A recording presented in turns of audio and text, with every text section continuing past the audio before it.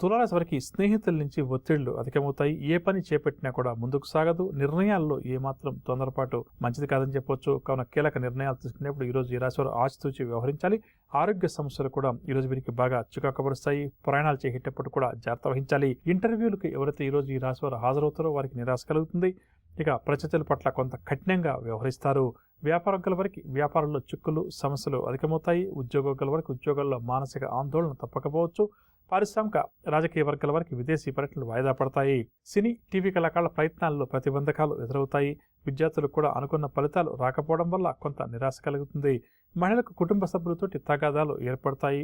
క్రయ విక్రయాల్లో స్వల్ప లాభాలు. తులారాశి వారికి ఇవాళ కాసొచ్చే రంగు కాఫీ రంగు మరియు బంగారు రంగు. పరిహార విషయానికి వస్తే తులారాశి ప్రతి ఒక్కరూ కూడా శ్రీ వెంకటేశ్వర స్వామి వారిని పూజించడం చాలా మంచిది. తదుపరి వృశ్చిక రాశి.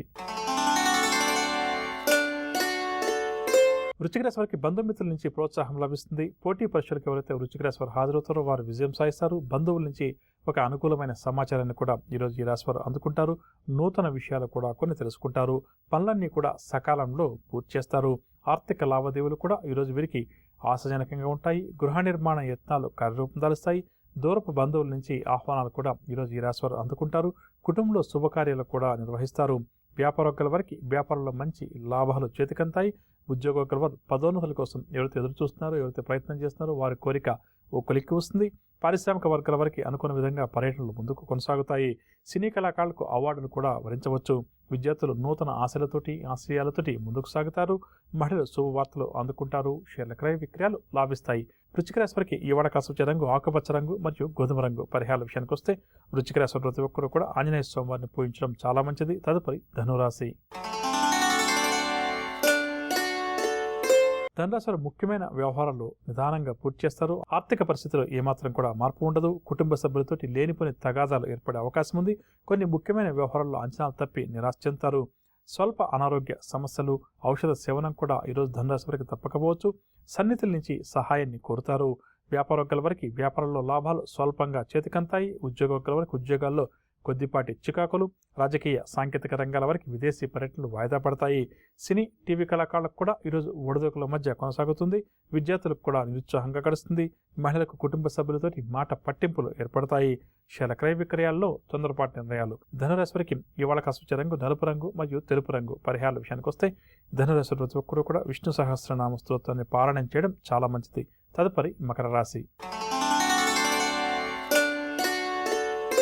మకర రాశి వారు దూరపు బంధువులను కలుసుకుంటారు. ఇంటా బయట కూడా ఈరోజు వీరికి ఉత్సాహంగా ఉల్లాసంగా గడుస్తుంది. వీరి ఆశయాలన్నీ కూడా నెరవేరే సమయం కావున అటువైపు ప్రయత్నం చేయడం ఈ రాశి వారికి చాలా మంచిది. ప్రముఖులతో ఏర్పడే పరిచయాలు కూడా మకర రాశి వారికి చాలా ఆనందాన్ని ధైర్యాన్ని కలిగిస్తాయి.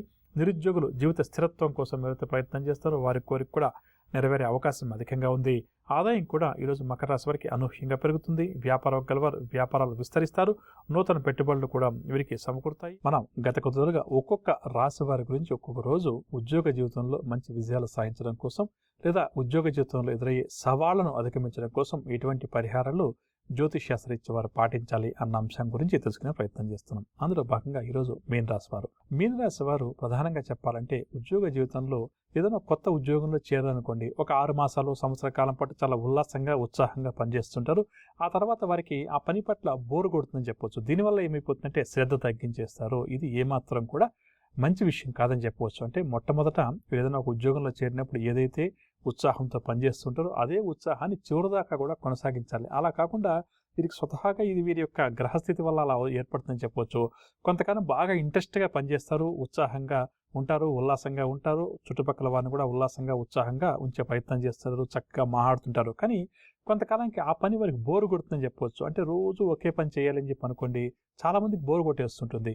అలా మీన రాశి వారి అందులో బాగా పైచేయిగా ఉంటుంది. దీనివల్ల వీరేంటంటే ఉద్యోగ జీవితంలో కొంతవరకు ఇబ్బందులు ఎదుర్కొంటారు. మరి ఇది మార్చడం కష్టంగా ఉందండి, నా మైండ్ సెట్ ఎలా ఉంటుంది, ఏం చేయాలి అని చెప్పి అనుకుంటే ఏంటంటే ఎప్పుడు కూడా వీరు చేస్తున్న పనిలో కొంతవరకు కొత్తదనాన్ని యాడ్ చేసుకుంటూ వెళ్ళాలి. అంటే ఒకేలా వెళ్ళి పనిచేస్తుంటే వీరికి బోరు కొడుతుంది. కాబట్టి కొంతవరకు దాంట్లో కొన్ని చేంజెస్ అవి ఇలాంటివి, అంటే ఉద్యోగ జీవితానికి హాని కలిగించకుండా చేస్తున్న ప్రాజెక్ట్ ఏదైతే ఉందో, పని ఏదైందో దానికి ఇబ్బందులు కాకుండా కొంతవరకు కొత్తదనాన్ని ఎప్పుడూ కూడా కలుపుతూ వెళ్ళాలి. అప్పుడు ఏమవుతుందంటే వీరికి ఈ ఉద్యోగం మీద ఉన్న ఇంట్రెస్ట్ ఏదైతే మొదట్లో ఉందో అది చివరి దాకా కూడా కొనసాగుతుంది. ఎప్పుడూ కూడా నిత్య విద్యార్థిగా ఉండాలని చెప్పేసి మీన రాశి వారు కోరుకుంటూ ఉంటారు. ఇది వీరి వయసుకు హోదాకు సంబంధం ఉండదు. ఎప్పుడు కూడా అది నేర్చుకోవాలి, ఇది నేర్చుకోవాలి, కొత్తగా ఏదైనా మార్కెట్లోకి వచ్చిందనుకోండి, దాని గురించి తెలుసుకోవాలి అంటే ఇప్పుడు అప్ టు డేట్ అంటాం కదా, అలా ఉండాలని చెప్పేసి మీన రాశి ఉద్యోగ వర్గాల వారు అందరూ కూడా ఎక్కువగా ప్రయత్నం చేసి విజయం సాధిస్తుంటారు. కాబట్టి అటువంటి ఉద్యోగాలను వీరు చూస్ చేసుకోవడం కూడా మంచిదని చెప్పవచ్చు. అందరూ వెళ్ళే దారిలో నేను ఎందుకు వెళ్ళాలి, నేను ఎందుకు కొంత డిఫరెంట్గా ఆలోచన చేసి ఆ పనిని పూర్తి చేయకూడదు అన్న వైపుగా వీరి ఆలోచనలు ఎక్కువగా కొనసాగిస్తూ ఉంటారని చెప్పొచ్చు. ప్రధానంగా వీరి బలాల విషయానికి వస్తే ఏంటంటే నిజాయితీ కలిగినటువంటి వ్యక్తులుగా మీన రాశి వారి గురించి చెప్పవచ్చు. ఎందుకంటే గురుగ్రహం యొక్క అనుకూలత వీరికి అనుకూలంగా ఉంటుంది కాబట్టి మీన రాశికి గురువు ఆధిపత్యం వహిస్తారు కాబట్టి ఎప్పుడు కూడా నీతి నిజాయితీగా ఉండే ప్రయత్నం అధికంగా చేస్తుంటారు. సునిశ్చితమైనటువంటి పరిశీలన శక్తి కూడా వీరికి అధికంగా ఉంటుంది. అంటే వారు ఏదో ఒక రంగంలో వారికి నైపుణ్యం ఉన్నప్పటికీ కూడా మిగిలిన రంగాల పట్ల కూడా ఆసక్తి, కొంతవరకు తెలుసుకోవాలన్నటువంటి జిజ్ఞాస కూడా వీరికి అధికంగా ఉంటుంది. కాబట్టి వీరు చాలా రంగాల్లో మంచి తెలివితేటలు ఉన్న వ్యక్తులుగా కూడా గుర్తింపు పొందుతారు. అదేవిధంగా పరిశీలన శక్తి మాత్రం వీరికి చాలా అధికంగా ఉంటుంది. కొత్తదాన్ని ఏదైనా నేర్చుకోవాలి అంటే మీన రాశి వారు వెంటనే నేర్చుకుంటారని చెప్పొచ్చు. అదేవిధంగా ఇతరులకు ఎలాగైనా సరే తమకున్నంతలో సహాయపడాలి, ఇతరులు అందరూ కూడా బాగుండాలి అని చెప్పి కోరుకునే మనస్తత్వం కూడా వీరికి అధికంగా ఉండడం వల్ల వీరు పనిచేసే చోట కార్యంలో మిగిలిన వారందరూ కూడా వీరిని ఇష్టపడతారని చెప్పవచ్చు. ఇక బలహీనత విషయానికి వస్తే నలుగురు నా గురించి ఏమనుకుంటారో అన్నటువంటి ఆలోచన వీరికి చాలా అధికంగా ఉంటుందని చెప్పొచ్చు. దీనివల్ల ఏంటంటే సునిశ్చితమైనటువంటి ఆలోచన విధానం ఉండడం, నలుగురు నా గురించి ఏమైనా చెడుగా మాట్లాడుకుంటారేమో, చెడుగా అనుకుంటారేమో, అలా అనుకోకూడదు అని చెప్పేసి ఎక్కువ కూడా 10 మందికి మంచిగా ఉండే ప్రయత్నం వీరు అధికంగా చేస్తుంటారని చెప్పవచ్చు. అంటే ఇక్కడ నా ఉద్దేశం 10 మందితో మంచిగా ఉండడం, 10 మంది మన గురించి మంచిగా అనుకోవాలని చెప్పి అనుకోవడం తప్పు కాదు. కానీ దీని గురించే వీరు ఎప్పుడైతే ఎక్కువగా ఆలోచన చేస్తూ అటువైపు ప్రయత్నాలు చేస్తుంటారో అప్పుడు ఏమైపోతుందంటే వీరి జీవితంలో కూడా కొన్ని ఇబ్బందులు తలెత్తే అవకాశం అధికంగా ఉందని చెప్పవచ్చు. కాబట్టి ఈ విషయం పట్ల మీన రాశి వారందరూ, ప్రధానంగా ఉద్యోగ వర్గాల వారందరూ కూడా జాగ్రత్త వహించాలి. తాము మంచి పని చేస్తున్నామా లేదా అన్నదానికి మాత్రమే కొద్దిగా వీరు సమయాన్ని వెచ్చించి ఆ తర్వాత నేను చేస్తున్నది మంచి పని అని చెప్పి మనకు అనుకున్నప్పుడు ఇతరులు నా గురించి ఏమనుకుంటారో లేదా మంచిగా అనుకోవాలి అన్నటువంటి ఆలోచనలు వీరు ఎక్కువగా మనసులోకి రానియకుండా ముందుకు వెళ్ళడం చాలా మంచిది. 10 మంది నాతో బాగుండాలి, 10 మంది నన్ను గౌరవించాలి, గుర్తించాలి అన్నటువంటి తపన వీరికి కాస్త అధికంగా ఉండడం వల్ల కూడా దీనివల్ల కూడా కొన్ని ఇబ్బందులు వీరు ఎదుర్కొంటారు. ఇది కూడా వీరికి బలహీనమైనటువంటి అంశంగా చెప్పవచ్చు. అదేవిధంగా ఆరోగ్య సమస్యలు కూడా వీరికి కాస్త అధికంగా ఎప్పుడు కూడా వస్తుంటాయి. కాబట్టి ఆరోగ్యం పట్ల కూడా మీన రాశి వారందరూ, ప్రధానంగా ఉద్యోగ వర్గాల వారందరూ కూడా జాగ్రత్త వహించాలి. అదేవిధంగా వీరికి విల్ పవర్ చాలా తక్కువగా ఉంటుంది. ఏదైనా ఒక పని చేయాలి అని చెప్పి అనుకోండి, ఆ పని స్మూత్గా వెళ్ళిపోతుంది అనుకోండి, ఇంకా వీరిని మించిన వారు ఇంకొకరు లేరు. ఏదైనా అందులో కష్టము, నష్టము, ఇబ్బంది వచ్చిందనుకోండి, ఇక ఒక్క అడుగు కూడా వీరు ముందుకు వేయకుండా భయపడిపోతుంటారని చెప్పవచ్చు. లేనిపోని భయాందోళనకు మీన రాశి వారు ఎక్కువగా లోనవుతుంటారు. దీనివల్ల ఏంటంటే వారి ఉద్యోగ జీవితంలో సమస్యలు మరింత అధికమవుతాయి. అటువంటిప్పుడు ఏంటంటే వీరికి ఎవరన్నా సపోర్ట్ ఉండి, ఏంటి నీ కష్టం ఏంటి, ఎందుకు వచ్చింది, ఈ విధంగా చేస్తే సరిపోతుంది కదా అంటే ఆ తర్వాత మళ్ళీ వీరికి దూసుకు వెళ్ళేటువంటి మనస్తత్వం ఉంటుంది. కానీ ఏదైనా ఒక మాట చెప్పంటే విల్ పవర్ని పెంచుకునే ప్రయత్నం చేయడం వీరికి చాలా మంచిదని చెప్పవచ్చు. ఏదైనా ఒక కష్టము, నష్టము వచ్చినప్పుడు అంటే మీన రాశి ఉద్యోగుల వారు నిర్ణయం తీసుకోలేక ఇబ్బంది పడుతుంటారు. అటువంటిప్పుడు పై అధికారుల యొక్క అండదండలు కానీ, సహాయ సహకారాలు కానీ, లేకపోతే కుటుంబ సభ్యుల యొక్క సహాయ సహకారాలు కానీ ఉండి కొంతవరకు ఆ కష్టాన్ని దాటించే ప్రయత్నం ఇతరుల ప్రమేయంతో తీసుకుని ముందుకు వెళ్తే వీరు విజయాలు సాధిస్తారు. లేకపోతే విల్ పవర్ తక్కువగా ఉండడం, కష్టమైన సమయం ఏదైనా వచ్చినప్పుడు భయపడడం కాస్త అధికంగా ఉండడం వల్ల ఇతరత్ర ఓటములు, ఇతరత్ర అనారోగ్య సమస్యలు కూడా వీరికి వస్తాయి. కాబట్టి ఈ విషయం పట్ల మీన రాశి వారు ఎంత జాగ్రత్త వహిస్తే అంత మంచిదని చెప్పవచ్చు. సూర్యగ్రహం జాతకంలో అనుకూలంగా ఉన్నటువంటి మీన రాశి ఉద్యోగ వర్గాల వారు జీవితంలో అతి చిన్న వయసులో చాలా పెద్ద స్థాయికి ఎదుగుతుంటారు. సూర్యగ్రహం అనుకూలంగా లేకపోతే ఇబ్బందులు అధికంగా వస్తుంటాయి. అదేవిధంగా బుధగ్రహం కూడా వీరికి కొంతవరకు అనుకూలంగా ఉన్నప్పుడు ఏంటంటే అందరితో కూడా కలిసిమెలిసి పనులు చేసుకుని ముందుకు వెళ్తారు. అంటే టీం వర్క్ అంటాం కదా, అది చేయగలుగుతారు. లేకపోతే ఇబ్బందులు వస్తాయి.